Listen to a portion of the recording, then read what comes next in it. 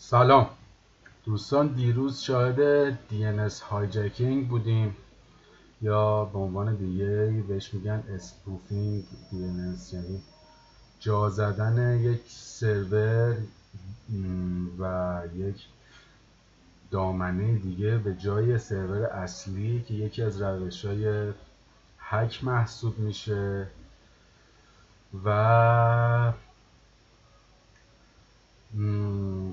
من این میدل اتک نمیشه، ولی خب با یه سری از تکنیکا ما میتونیم اینو ردیابی کنیم و بفهمیم که روی سیستم پیاده شده یا نه. الان من نمیدونم سیستمم اینفکت شده یا نه، نصب نکردم ولی آپدیت هم نکردم، ولی اون سایت ها رو باز کردم. اگر نرم افزاری داشته باشم روی کامپیوترم که آپدیت نباشه یا اصلا آپدیت باشه، زیرو دی اکسپلویت داشته باشن ازش، خیلی راحت میتونن دسترسی بگیرن به سیستمتون، حسابهای بانکیتون رو خالی کنن. و اینکه الان تو این روزا خیلیا دارن با کریپتوکارنسی کار میکنن، پولاشون روی کامپیوتره، تمام رمز دوماشون حتی میاد روی دسکتاپشون چون گوشیشون رو وصل میکنن به کامپیوتر و این خیلی خطرناکه. وظیفه خودم دونستم که براتون توضیح بدم.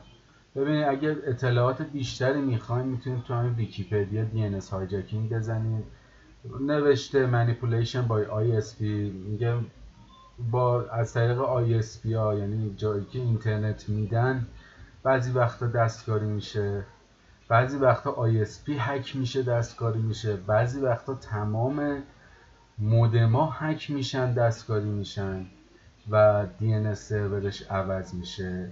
من بهترین راه ها رو الان بهتون میگم.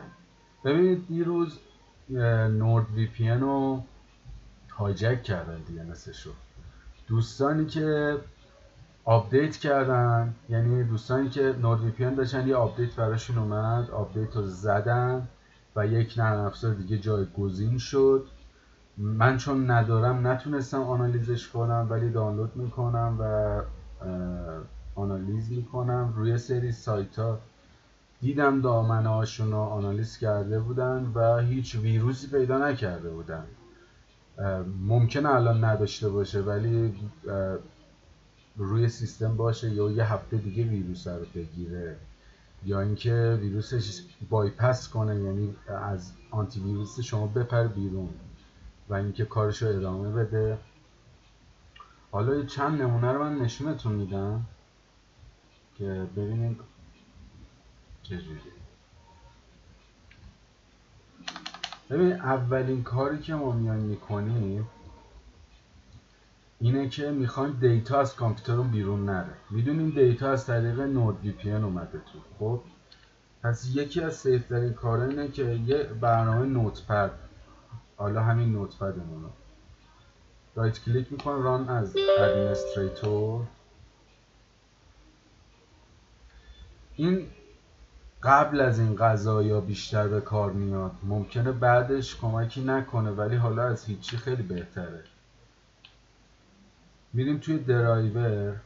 به ویندوز ما یه حالتی داره که خودش حالتی DNS سرور داره تو فایل هاستش. ببینید ویندوز سیستم 32 درایورز، ممکنه این فولدر شما نبینید نوشته etc، اینجا بنویسید etc و بعد اوپن رو بزنید. all files، این فایل هاسته، اینو باز کن. ببین من اینجا نوشتم، اینجا می نویسید 127.0.0.1. این برم دامنه نورد وی پی ان، یعنی هر اطلاعاتی که به سمت این دامنه فرستاده میشه برمیگرده به کامپیوتر خودم. یه لوپی ایجاد کردم که از کامپیوترم حداقل این ویروس رو نگیرم، آپدیت نیاد. اینجا آپدیت بخوام بکنم میرم از سایت اصلیش آپدیت کنم. خب دیروز چه اتفاقی افتاده بود؟ میزدیم nordvpn.com، بدون فیلتر شکن این نورد فرمی میومد. خیلی جالبه سایتش. چند تا سایتشون رو براتون بیارم. .NETش هم هست حتی. من نمیدونم اینا به کجا وابستن، کیا هستن، ولی ببینید این سایت، حالا سایت اصلی نوردم میارم. خب ما الان روی VPS، این سایت اصلی نورده، nordvpn.com. ببینید تفاوت داره اصلا. صفحه اول اینجا کانتر داره، اینجا کانتر نداره. اگه کانترش هم بیاد ساعتاش با هم فرق داره. حالا چجوری ما متوجه بشیم که آقا این سایت NordVPN نیست؟ خیلی ساده است، میری SSLش رو چک میکنی. البته که SSL هم بایپس میشه، همه این کار رو نمیکنم، ولی ببینید روی قفل معمولا شما کلیک کنید اطلاعات اون SSL دامنه میاد. حالا من میزنم رو همین میزنم سرتیفیکیت رو میزنم، زده ولی سرتیفیکیت ما چه دامنه؟ ما رو کلادفلیره و کلادفلیر اینو ایشو کرده 7/8/2020 این دامنه ثبت شده، 7/8/2021 این دامنه تمام میشه. این یکیش SSLش منظورم. از طریق کی ساین شده؟ کلادفلر. یعنی هر کسی میتونه سایت بیاره بالا اون رو بره SSL ساین کنه. این هم ولیده، این هم همونه. خب میریم حالا سراغ سایت اصلی.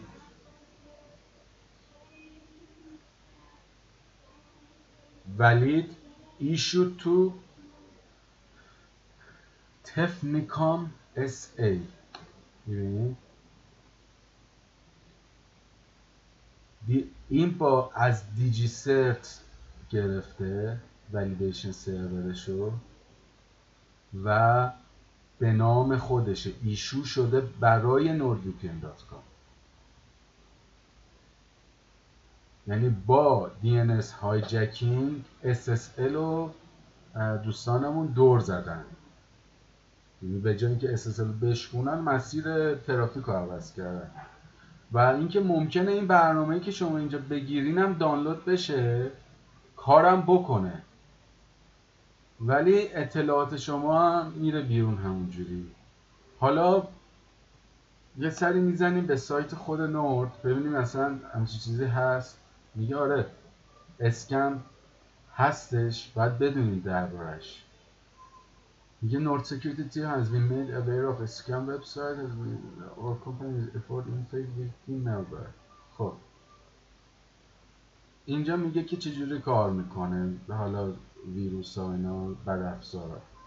بعد میگه شما از سایبر سک فیوچر استفاده کنید. سایبر سک فیوچر توی قسمت جنراله، توی آپشن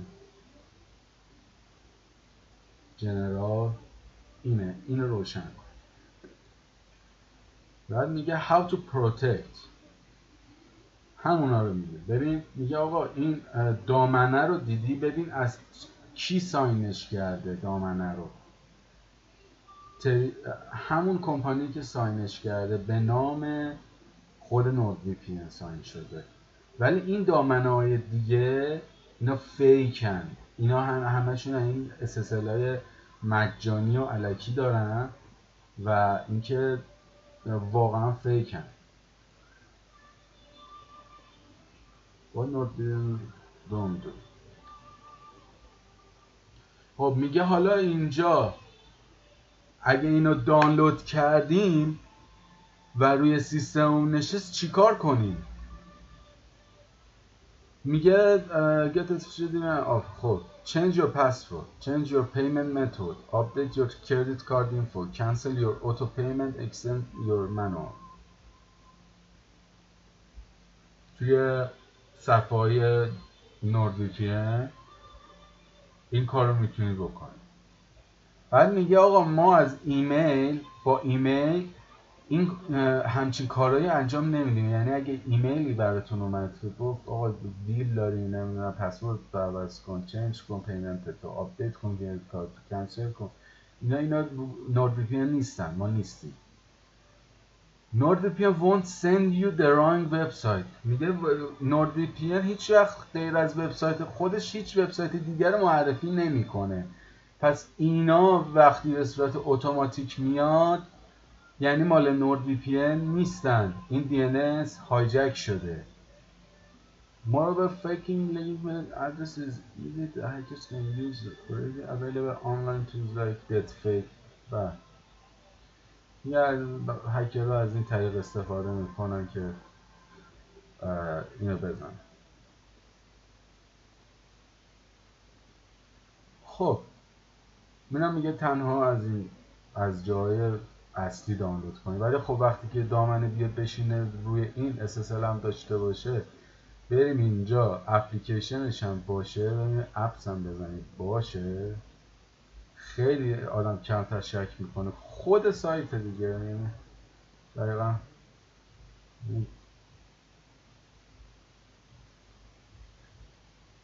خود سایت. ما میریم صفحه اول دوباره، اینجا میریم صفحه اول. حالا من کانترش هم دیده بودم، الان نیست، 4 دقیقه با هم دیگه فرق داشته. قدم بعدی چیه؟ حالا ما اینو دانلود کردیم یا دانلود هم نکردیم، این بدبخت میاد خودشو آپدیت کنه، میره توی دومین NordVPN، بعد از اون دامنه جواب میگیره که بره تو این سایت. از این سایت اومده خودش آپدیت کرده. روی سیستم ما یه ویروسی نشسته، نمیدونیم چه ویروسیه. باید چه کار بکنیم؟ اول ما میایم یه دونه endpoint security نصب میکنیم یا یه فایروال مثل سیمانتک. خب بعد حساسیتش رو میبریم بالا.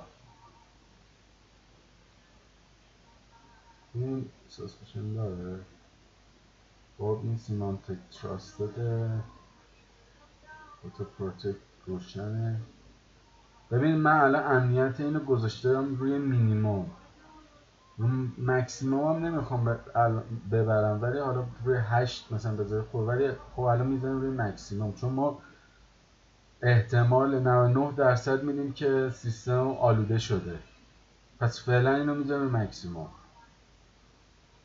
اگر بتونه تازه این کار کنه، یعنی اینو بایپس نکنه، دور نزنه این آنتی ویروسو، یه لایو آپدیت هم حتما میزنیم.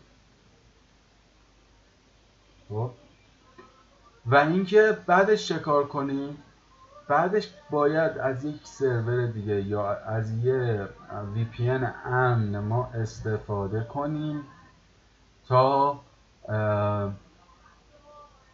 بتونیم خود NordVPN اصلی رو دانلود کنیم، یعنی آدرسش همین باشه.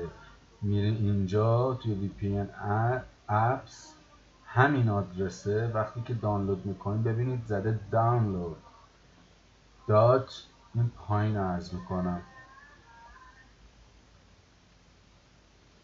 downloads.nordcdn، این دامنه اوکیه، nordcdn.com، این کانتنت دلیوری سرورشونه.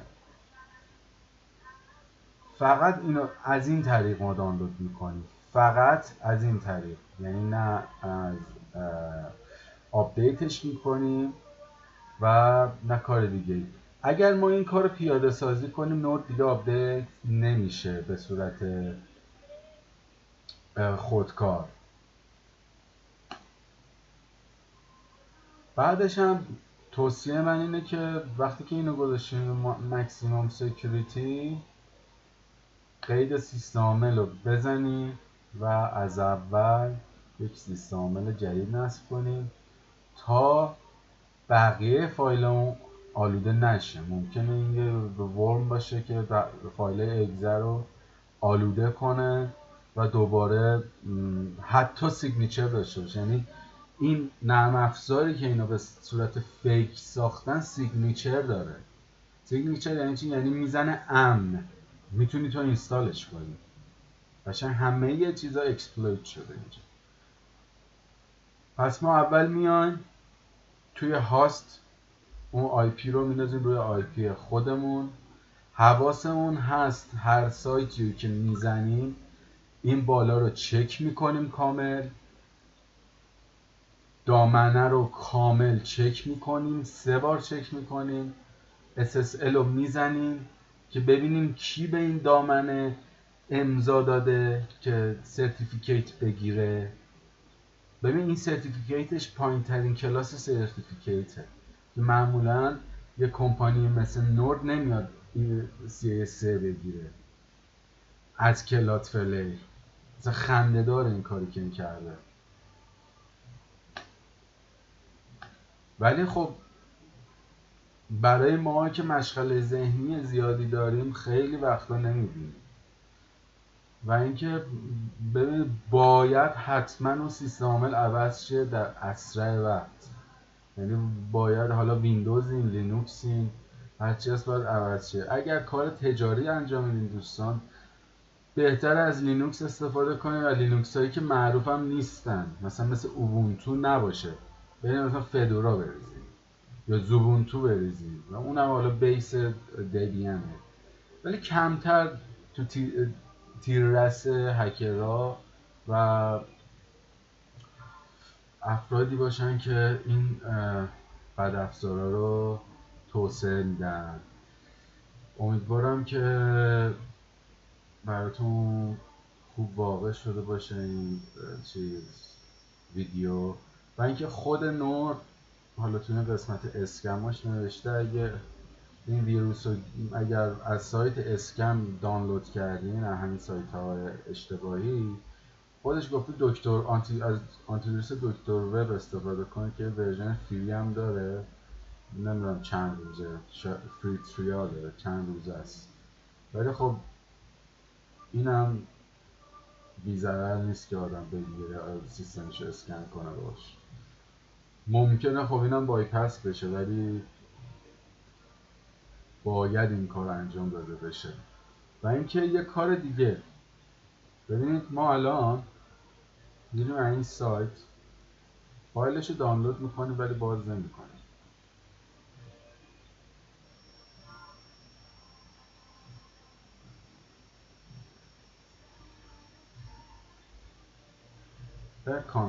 خب کانترش اومد. ببین این کاملا فرق. این 26 دقیقه 9 ساعت 26 دقیقه دیگه تمام میشه آفرش. این 9 ساعت 39 دقیقه دیگه همون سایته.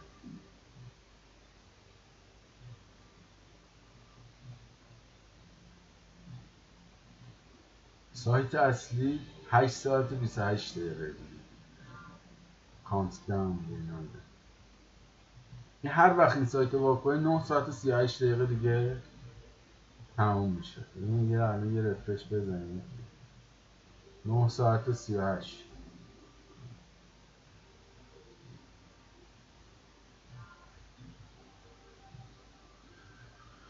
خب این از این. خب ما الان اپلیکیشن رو داشتیم دانلود میکردیم. دانلود شد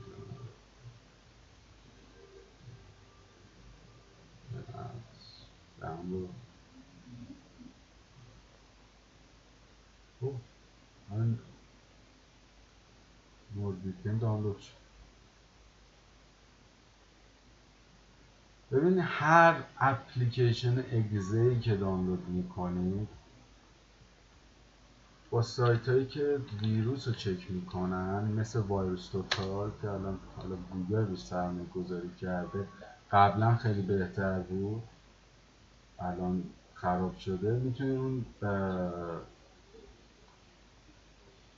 فایلتون رو چک کنید. من اینو میذارم داخل این. میگه این قبلا چک شده هیچ ویروسی نداره. این به این معنی نیست که این هیچ ویروسی نداره، این از یک سایت اسکم دانلود شده. خب یا خود همون اپلیکیشنه که به صورت گذاشتن روی سرور دیگه ای که ما دانلود کنیم. به چه دلیل؟ به دلیل اینکه بریم توی این سایت یوزر پسوردمون رو بزنیم توی قسمت لاگینش. ببین اصلا لاگینش که رفت روی سایت دیگه my.mdaccount.فلان.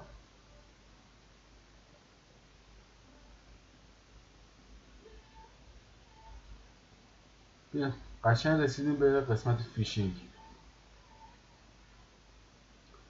خیلی از آدما آدرس ایمیلشون رو وقتی که وارد میکنن پسورد همون ایمیل رو میذارن برای اون اکانتی که خریداری میکنن.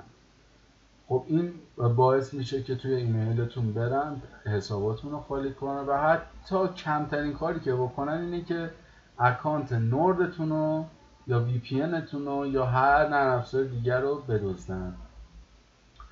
اینم با حلش. ببینید این الان اومده اینجا، اینم دوباره چک میکنیم، اینم دوباره کلات فلر گرفت. منم الان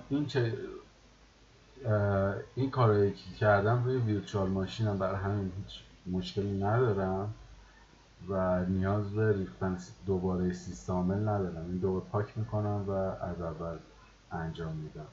ولی اگه خواستین بیشتر در این باره بدونین هم DNS هایجکینگ رو بزنید یا فارسیش میشه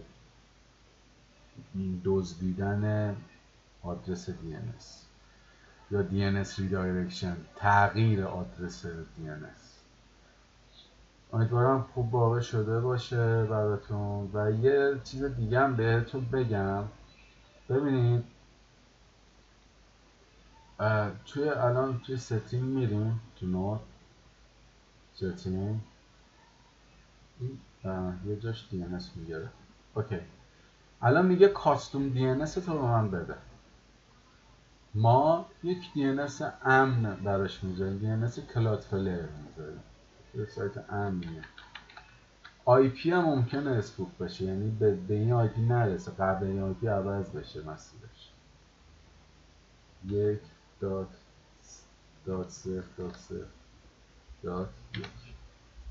خب اینم عوض کردیم گذاشتیم. خب یه کار خیلی خیلی مهمه دیگه که این اتفاقات اصلا پیش نیاد. ما مرورگر فایرفاکس رو دانلود میکنیم، میریم تو آپشن. ببینید هیچ چیز نشدنی نیست. من الان نمیگم آقا ما این کارو بکنید عمرن هک بشیم، نه هیچ چیز نشدنی نیست. هر کی تو تاریخ کامپیوتر گفته این سیف ترین و امن ترین، همشون هک شدن. ولی ما اینجا می‌نویسیم پروکسی. توی قسمت پروکسی ستینگ اینو می‌ذاریم اوتو دیتکت.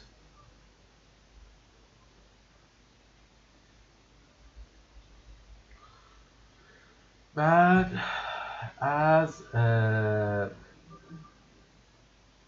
ازم به حضورتون که خواستم DNS over TLS رو بگم بهتون. این پایین بود. نو پروکسی هم هست. ببین این آپشن رو روشن کنید، DNS over HTTPS. بعضی از سایت کلادفلر رو فیلتر کردن، از همین Next DNSش استفاده کنید و اوکی رو بزنید. این آدرس سایت ها رو، آدرس IP سایت ها رو به صورت رمزنگاری شده از این سرور میگیره و اون وسط کسی نمیبینه که آدرس چه سایتی شما گرفتید که وسط راه آدرستون رو تغییر بده و بریم به یه سرور آلوده برسیم. اینم بسیار مهمه که توی کروم هم هست، ولی کروم باید به تنظیماتش، ولی فایرفاکس چون خیلی راحت تره من اینو گذاشتم براتون. اینجا دیگه نمیتونن کاری بکنن. البته این الان من چون به فیلتر شکن وصل نیستم این بالا نمیاد، و اینکه آدرسش هم توی کامپیوترم زدم لوپ بک بخوره. ولی حواستون باشه اگه به یه VPN وصل شین اون هاست کامپیوتر کار میفته اون آدرسه و ممکنه دوباره وصل بشه ویروسی باشه. پس بهترین کار اینه که سیستم عاملمون رو عوض کنیم، فایلایی که قبلا داشتیم رو روی هارد اکسترنال بریزیم، به کامپیوتر وصل نکنیم فعلا. فایل قدیممون خیلی ها مثلا آرشیو داریم، آرشیو برنامه داریم، هزار تا چیز داریم، وصل نکنیم به کامپیوترمون. یکی دو هفته بگذره تا آنالیز بشه این ویروس، بیاد اگه ویروسی هست آنالیز بشه بیاد بیرون و وقتی که اومد بیرون دوباره اون هاردمون رو وصل میکنیم و اسکن میکنیم، تمام فایل ویروسی شده رو نشونه میده و پاکشون میکنیم. ممنون از شما.